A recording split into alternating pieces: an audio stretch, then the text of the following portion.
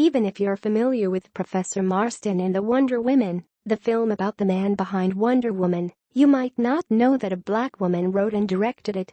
Probably because most of Angela Robinson's career has largely been in the shadows of television, directing and producing such hit series as The L Word, True Blood, Hung and How to Get Away with Murder, even though she did write and direct the 2004 feature film D.E.B.S, co-starring Meagan Good.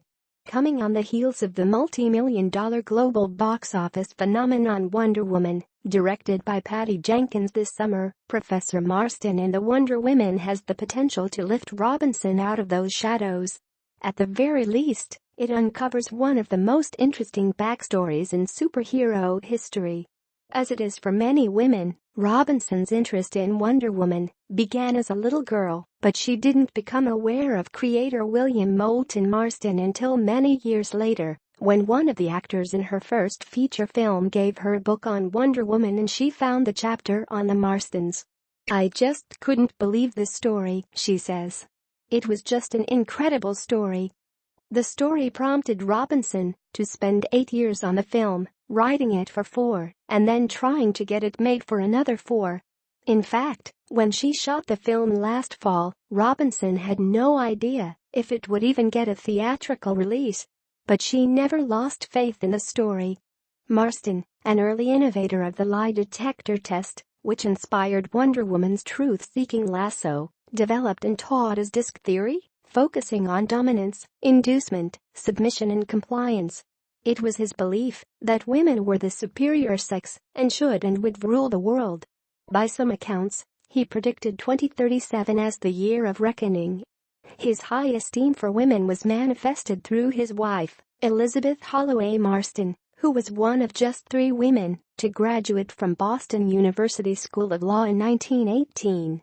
Later, when the Marstons entered into a relationship with Olive Byrne, a former student who became a research assistant to him and his wife, William Marston reportedly felt that the combination of Elizabeth and Olive created the perfect woman and they, along with his disc theory, became the main spark behind Wonder Woman, a comic he penned under the name Charles Moulton, which appeared in 1941.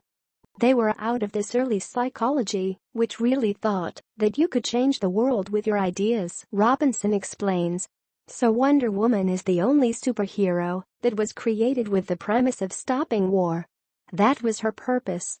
The polyamorous relationship depicted in the film among William, his wife, Elizabeth, and Byrne, who is, coincidentally, the niece of birth control champion Margaret Sanger, is probably one of the aspects of the film that casual Wonder Woman fans may find the most shocking, especially given the times. For that reason, it's the aspect Robinson treated with the most care. "I really didn't want it to be exploitative or gratuitous," she says of depicting the sexual and emotional relationship among the 3. "Since the subject matter could be so potentially controversial, I kind of made a decision early on to direct it, just so I could try to tell an organic love story, not to make a huge deal about what they were doing sexually." Last week, during a panel at New York Comic Con, Robinson defended her depiction of the character's sexuality after a few attendees raised questions about whether Elizabeth and Byrne were actually sexually involved and that William Marston's relationship with the 2 women was actually polygamous. "I think that there's a lot of facts that are indisputable about the Marstons, and I feel like there's a lot of room for interpretation," Robinson said during the panel. Robinson made the relationship among the 3 very simple. "It's just a love story between 3 people instead of a love story between 2 people, so I just directed it the way I would approach any kind of romance or any biopic," she says. "I think a lot of times people portray polyamory or BDSM, bondage and discipline, dominance and submission, and sadism and masochism in a way that's like, oh, they're so crazy, they're so kinky, and I didn't want to do it like that.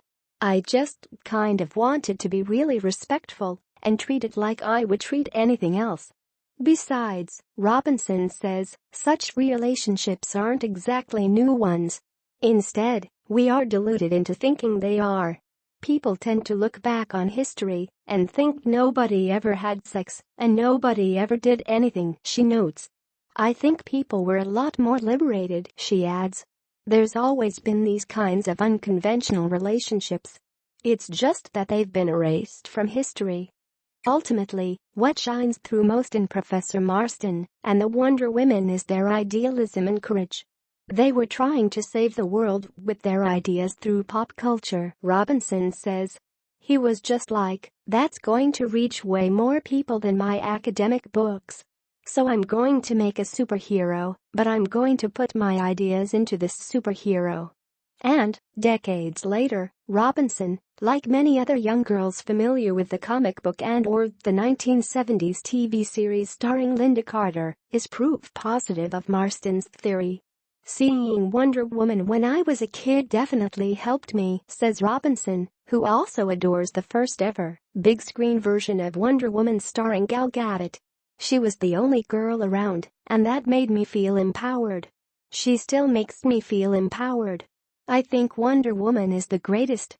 Professor Marston in The Wonder Women, starring Luke Evans, Rebecca Hall and Bella Heathcote, is in theaters Friday.